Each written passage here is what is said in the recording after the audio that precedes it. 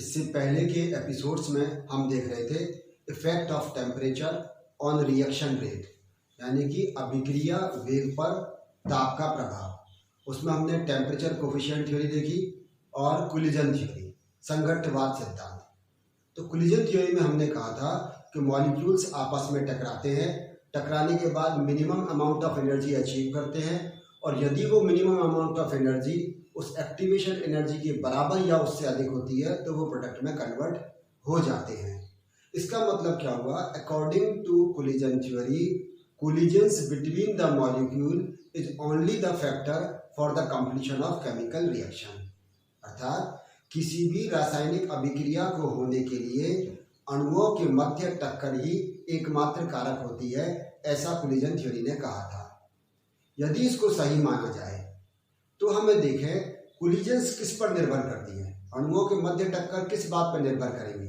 एक तो निर्भर करेंगी number of gaseous molecules present in the reaction mixture, उस अभिक्रिया मिश्रण में उन अभिकारक अणुओं के कितने गैसीय अणु उपस्थित हैं, इस बात पर निर्भर करेगी। यानी कि सीधे सीधे हम कहें नंबर ऑफ मॉलिक्यूल्स पर निर्भर करेगी, या हम कहें डेंसिटी पर निर्भर करेगी। और दूसरा जो बात पर निर्भर करती है वो है टेम्परेचर। जैसे जैसे हम टेम्परेचर बढ़ाते हैं, जैसे जैसे हम ताप बढ़ाते हैं, वैसे वैसे उन अणुओं के मध्य कोलिजन्स यानी कि टक्करों की संख्या में भी वृद्धि होती चली जाती है। तो अब यदि हम क्या करें, दो रिएक्शन लें, उन दोनों रिएक्शन का टेम्परेचर सेम रखें, ताप समान रखें, उन मॉलिक्यूल्स की कंसंट्रेशन समान रखें, रिएक्टिंग मॉलिक्यूल्स की सांद्रता समान रखें, तो उनके रेट कांस्टेंट की वैल्यू समान आनी चाहिए। लेकिन ऐसा होता नहीं है। हमने देखा जब हम HI का डिकम्पोजिशन करा रहे हैं, HI का डिकम्पोजिशन कराएं, कोई एक निश्चित कंसंट्रेशन लेकर, एक फिक्स कंसंट्रेशन लेकर और एक फिक्स टेम्परेचर, जैसे हम के मानो 300 केल्विन पर कराएं, और उसका रेट कांस्टेंट की वैल्यू निकालें, तो मान लीजिए वो आती है 4.4 × 10⁻³ मोल पर लीटर पर आवर। फिर सुने, HI का डिकम्पोजिशन कराया, एक निश्चित टेम्परेचर जैसे 300 केल्विन ले लिया कराया, और एक निश्चित सांद्रता या कंसंट्रेशन ले ली, और उस पर हमने निकाला कि HI का जो रेट ऑफ रिएक्शन है, HI का डिकम्पोजिशन कांस्टेंट है, उसकी वैल्यू आई मान लीजिए 4.4 × 10⁻³ मोल पर लीटर पर आवर। अब इसी टेम्परेचर पर, सेम वही 300 केल्विन पर, सेम वही कंसंट्रेशन लें N2O5 की, और फिर उसके रेट कांस्टेंट की वैल्यू निकालें, तो HI से समान प्राप्त होनी चाहिए थी, क्योंकि कंसंट्रेशन समान ली है, हमने टेम्परेचर समान लिया है, इसका मतलब उनके बीच में number of collisions between the molecule भी समान होनी चाहिए थी, और उतनी ही इफेक्टिव कोलिजन होनी चाहिए थी। लेकिन ऐसा होता नहीं है। यदि उसका हम देखें रेट कांस्टेंट की वैल्यू, तो वो 9.4 × 10⁵ मोल पर लीटर पर आवर आती है। इसका आप डिफरेंस देखिए, -3 से लेके +5, इतना ज़्यादा डिफरेंस आ रहा है। तो उसके लिए मॉडिफाइड कोलिजन थ्योरी, या इसको हम कहें संशोधित टक्करवाद सिद्धांत, उन्होंने ये कहा कि मॉलिक्यूल्स के बीच में कोलिजन ही एकमात्र कारक नहीं है किसी रिएक्शन को होने के लिए। उन्होंने कहा मॉलिक्यूल्स के बीच में जो कोलिजन्स हो वो इफेक्टिव कोलिजन होनी चाहिए, या प्रभावी टक्कर होनी चाहिए। अब प्रभावी टक्कर से मतलब क्या, समझने की कोशिश करें। यानी कि मॉलिक्यूल्स, जो रिएक्टिंग मॉलिक्यूल्स हैं, जो मॉलिक्यूल आपस में टकरा रहे हैं, वो सही दिशा में अभिविन्यासित होने चाहिए, उनका ओरिएंटेशन सही होना चाहिए। मतलब वो इस प्रकार से कोलिजन करें, इस प्रकार से वो ओरिएंटेड हो कि उनके बीच में जो कोलिजन हो वो इफेक्टिव कोलिजन हो, वो प्रभावी टक्कर हो। प्रभावी का मतलब ये है, इफेक्टिव कोलिजन का मतलब ये है कि वो टकराने के बाद इतनी ऊर्जा अचीव कर ले, इतनी ऊर्जा प्राप्त कर ले कि वे प्रोडक्ट में कन्वर्ट हो सके, वो सक्रिय ऊर्जा के बराबर हो या उससे अधिक हो, जिससे कि वो प्रोडक्ट में कन्वर्ट हो सके। तो जरूरी नहीं है कि मॉलिक्यूल आपस में टकराए, उनके बीच में कोलिजन हुई और उसके बाद वो प्रोडक्ट में कन्वर्ट हो गए, ऐसा नहीं है। कोलिजन कैसी होनी चाहिए, उनके मध्य टक्कर कैसी होनी चाहिए? प्रभावी टक्कर होनी चाहिए, इफेक्टिव कोलिजन होनी चाहिए। इफेक्टिव कोलिजन का मतलब ये कि वो जो भी एक्टिवेशन एनर्जी है उससे बराबर या उससे अधिक ऊर्जा प्राप्त कर लें टक्कर के बाद में। और वो कब होगा? वो तब होगा जब मॉलिक्यूल्स सही डायरेक्शन में ओरिएंटेड होंगे, अणु जो टकराने वाले अणु हैं वो सही दिशा में अभिविन्यासित होंगे। और ऐसा माना जाता है कि लगभग 8 टक्करों में से केवल 1 टक्कर ही प्रभावी होती है। अगर मॉलिक्यूल 8 बार आपस में टकरा रहे हैं तो उनमें से केवल एक बार ही उनके बीच में जो टक्कर या कोलिजन होती है वो इफेक्टिव कोलिजन होती है। दूसरा और एक बात कि जब मॉलिक्यूल छोटा है तो वो रिजिड स्फीयर की तरह से व्यवहार करता है, एक दृढ़ गोले की भांति व्यवहार करता है। तो उसकी जो टोटल एनर्जी है वो केवल दो चीज में डिस्ट्रीब्यूटेड रहती है, एक ट्रांसलेशनल एनर्जी और दूसरी एक्टिवेशन एनर्जी। स्थानांतरण की ऊर्जा और सक्रियण की ऊर्जा, कुल ऊर्जा उस जब मॉलिक्यूल छोटा है, रिजिड स्फीयर की तरह से व्यवहार कर रहा है, दृढ़ गोले की भांति व्यवहार कर रहा है, तो कुल ऊर्जा उसकी सक्रियण ऊर्जा में और स्थानांतरण की ऊर्जा में ही वितरित या विभाजित रहती है। लेकिन यदि रिएक्टिव मॉलिक्यूल का आकार बड़ा है, वे बड़े आकार के अणु हैं, तो अब वो दृढ़ गोले की भांति व्यवहार नहीं करेंगे, वो रिजिड स्फीयर की भांति व्यवहार नहीं करेंगे। तो अब उनके बीच में रोटेशन भी होंगे मॉलिक्यूल्स में, उनमें वाइब्रेशंस भी होंगे, कंपन भी होगा, घूर्णन भी होगा। तो कुल ऊर्जा मॉलिक्यूल की कंपन, घूर्णन, स्थानांतरण और सक्रियण इन 4 भागों में विभाजित हो जाती है। इसका मतलब ये हुआ कि अलग अलग प्रकार के मॉलिक्यूल जब आपस में टकराएंगे उनके रेट कांस्टेंट की वैल्यू अलग अलग क्यों आएगी? पहला कारण कि वे सही दिशा में अभिविन्यासित होने चाहिए, सही डायरेक्शन में ओरिएंटेड होने चाहिए, उनके बीच में इफेक्टिव कोलिजन होनी चाहिए, और दूसरा ये कि उनके आकार किस प्रकार का है, वो रिजिड स्फीयर की भांति व्यवहार कर रहे हैं या नहीं कर रहे, उनकी जो ऊर्जा अचीव कर रहे हैं, जो टकराने के बाद ऊर्जा प्राप्त कर रहे हैं, वो कितने भागों में विभाजित है। इन सब के कारण से सभी रिएक्शंस में अलग अलग रेट कांस्टेंट मिलता है। तो उसके लिए उन्होंने क्या किया, एक स्टीरिक फैक्टर या ओरिएंटेशन फैक्टर लगाया। आपको याद हो तो जब हम कोलिजन थ्योरी के बारे में लिख रहे थे तब हमने लिखा था dx/dt this is equal to k this is equal to z into q, ये आपको याद होगा हमने लिखा था, ठीक है। और यहाँ q फ्रैक्शन ऑफ मॉलिक्यूल्स था और z बराबर था e⁻ या इसको हम ऐसे भी लिख सकते थे कि यहाँ पर z e⁻⁻ ये हमने कोलिजन थ्योरी में लिखा था। अब उन्होंने क्या कहा कि इसको जब मॉडिफिकेशन किया, इसमें संशोधन किया, तो उन्होंने एक स्टीरिक फैक्टर लगा दिया कि dx/dt this is equal to k this equal to pz e⁻⁻ ये मॉडिफाइड कोलिजन थ्योरी के कारण, ये कोलिजन थ्योरी, ये मॉडिफाइड कोलिजन थ्योरी, संगतवाद सिद्धांत और ये संशोधित संगतवाद सिद्धांत। यहाँ p क्या है? p एक प्रोबेबिलिटी फैक्टर या स्टीरिक फैक्टर है। ये क्या दर्शा रहा है? जो हमने कहा था कि रेट कांस्टेंट की वैल्यू में -3 से लेकर और +5 +6 का जो परिवर्तन आ रहा है, अलग अलग मॉलिक्यूल के लिए रेट कांस्टेंट की वैल्यू अलग अलग आ रही है, उसको उन्होंने इस प्रकार से यहाँ स्टीरिक फैक्टर या प्रोबेबिलिटी फैक्टर लगाकर उन्होंने डिनोट कर दिया। तो यह कोलिजन थ्योरी से है और यह मॉडिफाइड कोलिजन थ्योरी से है। इसके बाद एक थ्योरी और हम देखेंगे, उसे कहते हैं एक्टिवेटेड कॉम्प्लेक्स थ्योरी, सक्रियत संकुल सिद्धांत।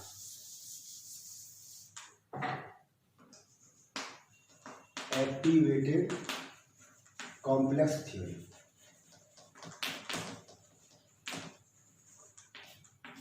इसको एग्जाम में ACT के नाम से भी पूछ लेते हैं।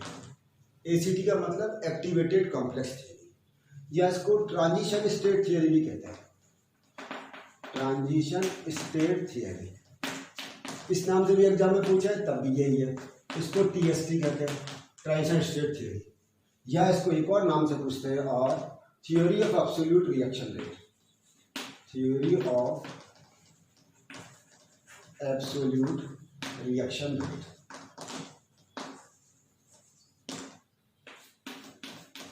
इनमें से किसी भी नाम से पूछे, इसका अर्थ है हिंदी में परम अभिक्रिया वेग सिद्धांत। इसे कहते हैं सक्रिय संकुल सिद्धांत, संक्रमण अवस्था सिद्धांत अथवा परम अभिक्रिया वेग सिद्धांत। ये आयरिंग ने दिया था। इनमें से किसी भी नाम से एग्जाम में पूछेंगे, अधिकतर एक्टिवेटेड कॉम्प्लेक्स थ्योरी या ACT के नाम से पूछते हैं। ये क्या कहता है? ये सिद्धांत कहता है कि कोई भी रिएक्टिंग मॉलिक्यूल, कोई भी अभिकारक अणु सीधे उत्पाद में परिवर्तित नहीं होता है। कब तक नहीं होता है? जब तक कि वे एक्टिवेटेड कॉम्प्लेक्स ना बना दे, सक्रिय संकुल नहीं बनाते। एग्जाम्पल के तौर पर समझें, जैसे मानो एक रिएक्टिंग मॉलिक्यूल है AB और दूसरा है CD, ये मिलकर क्या बना रहे हैं? AC + BD, ये बना रहे हैं। ये रिएक्टेंट है, ये प्रोडक्ट है। तो ऐसा कभी नहीं होगा कि ये रिएक्टेंट्स डायरेक्ट इस प्रोडक्ट में कन्वर्ट हो जाएं। तो फिर क्या होगा? होगा क्या, आप समझने की कोशिश करें। जैसे ये AB है और ये CD है, पहले एक ये ट्रांजिशन स्टेट या एक्टिवेटेड कॉम्प्लेक्स बनाते हैं। कैसा बनाते हैं? इस प्रकार से। ये क्या बना? या तो ये ट्रांजिशन स्टेट कहेंगे TS, या आप कहेंगे इसको एक्टिवेटेड कॉम्प्लेक्स, संक्रमण अवस्था या फिर सक्रिय संकुल। और ये संक्रमण अवस्था और सक्रिय संकुल किसमें कन्वर्ट होगा? AC plus BD। AC और BD में कन्वर्ट होता है। कोई भी रिएक्टिव मॉलिक्यूल सीधे प्रोडक्ट में कन्वर्ट नहीं होते। कब तक? जब तक कि वो पहले एक्टिवेटेड कॉम्प्लेक्स या सक्रिय संकुल नहीं बना देते। सक्रिय संकुल बनने के बाद ही वो प्रोडक्ट में कन्वर्ट होते हैं। इसको एक तरह से और समझें, फिर इस एक्टिवेटेड कॉम्प्लेक्स की विशेषताएं समझेंगे।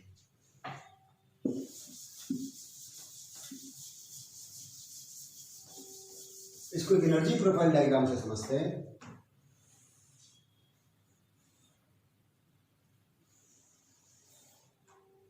जैसे मान लीजिए कोई एनर्जी प्रोफाइल डायग्राम है, यहां हम लिखे एनर्जी, पोटेंशियल एनर्जी, और यहाँ progress of reaction, progress of reaction. यहाँ क्या है? यहाँ रिएक्टेंट है, तो रिएक्टेंट हम कैसे लिख लेंगे? AB प्लस CD, ये रिएक्टेंट हो गए। यहाँ पर एक्टिवेटेड कॉम्प्लेक्स बन रहा है AB और CD इस तरह से, और फिर उसके बाद यहाँ ये कन्वर्ट हो रहा है AC प्लस BD में।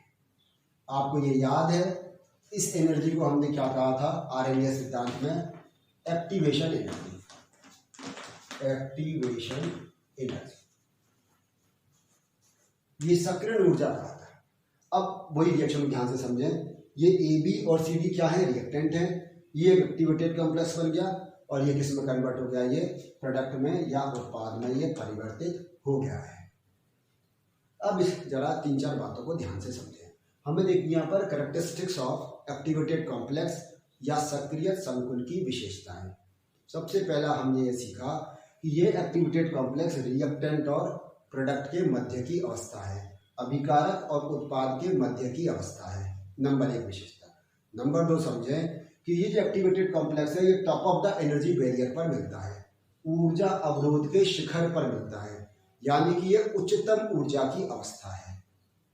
तीसरा इसका कैरेक्टरिस्टिक समझें, चूंकि ये उच्चतम ऊर्जा की अवस्था है, इसका मतलब क्या होगा? ये अल्प स्थायी होगा या अल्पजीवी होगा, यानी कि शॉर्ट लिव्ड स्पीसीज है, ये बहुत थोड़े से समय के लिए रहती है। और चौथी विशेषता समझें, it can be convert into product as well as in reactant also, यह उत्पाद में भी परिवर्तित हो सकता है और यह वापस से अभिकारक में भी परिवर्तित हो सकता है। आपको याद, उससे पहले जब मैंने रिएक्शन के रूप में लिखा था तो रिएक्टेंट और एक्टिवेटेड कॉम्प्लेक्स के बीच में मैंने रिवर्सिबल साइन बनाया था, और उसके बाद प्रोडक्ट में मैंने वन साइडेड एरो बनाया था। इसका मतलब ये हुआ कि जो सक्रिय संकुल है वो उत्पाद में भी परिवर्तित हो सकता है और वापस से अभिकारक में यानी कि रिएक्टेंट्स में भी परिवर्तित हो सकता है। लेकिन यदि एक बार उत्पाद बन गया, प्रोडक्ट बन गया, तो वापस से वो एक्टिवेटेड कॉम्प्लेक्स में या रिएक्टेंट में कन्वर्ट नहीं होगा। तो इसकी 4 विशेषताएं देखी हमने। पहली विशेषता, ये अभिकारक यानी कि रिएक्टेंट और प्रोडक्ट के बीच में मिलता है, यह उच्चतम ऊर्जा की अवस्था है, ऊर्जा अवरोध के शिखर पर मिलता है, यह शॉर्ट लिव्ड स्पीसीज है, यह अल्पजीवी स्पीसीज है, और चौथा ये प्रोडक्ट में और रिएक्टेंट में, प्रोडक्ट में भी कन्वर्ट हो सकता है और वापस से रिएक्टेंट में भी कन्वर्ट हो सकता है।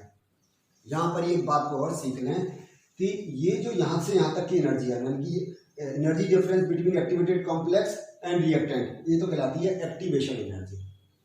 ये जो यहाँ से लेके और नीचे तक, यहाँ तक पूरा जो है, इसको देखें ध्यान से, इसे कहते हैं थ्रेशोल्ड एनर्जी, थ्रेशोल्ड एनर्जी,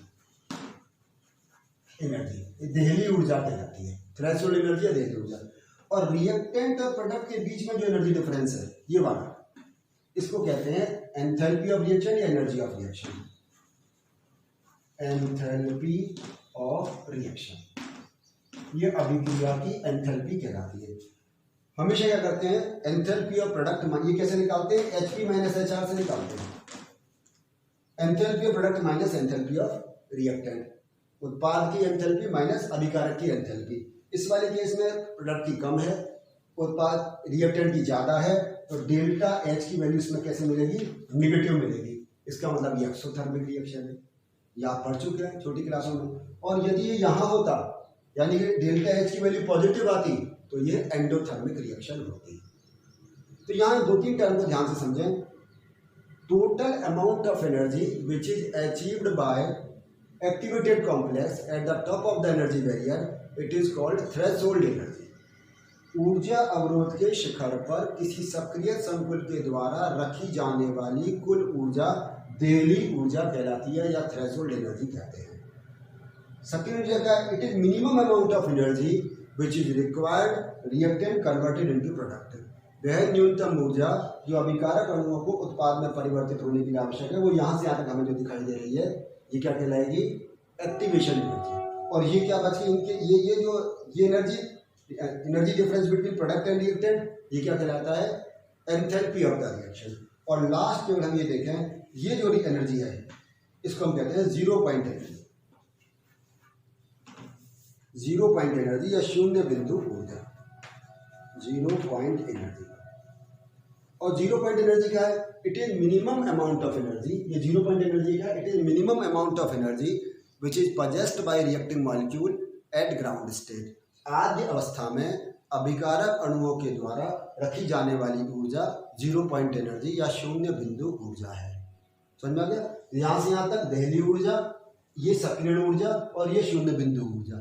तो हमें सक्रिय ऊर्जा निकालनी हो, क्या कह रहे हैं, देहली ऊर्जा में से, थ्रेशोल्ड एनर्जी में से यदि हम जीरो पॉइंट एनर्जी घटा देंगे तो क्या आ जाएगी, हमारे पास एक्टिवेशन एनर्जी आ जाती है। ठीक है, समझ में आ गया। तो आज के एपिसोड में हमने क्या देखा, हमने सीखा आज के एपिसोड में, पहले तो हमने सीखा कि कोलिजन थ्योरी में मॉडिफिकेशन कैसे हुआ, यानी कि मॉडिफाइड कोलिजन थ्योरी, उसमें स्टीरिक फैक्टर के बारे में जाना, ओरिएंटेशन के बारे में जाना, मॉलिक्यूल की रिजिडनेस और उसके बारे में जाना, टोटल एनर्जी कितने में डिस्ट्रीब्यूटेड होती है ये जाना।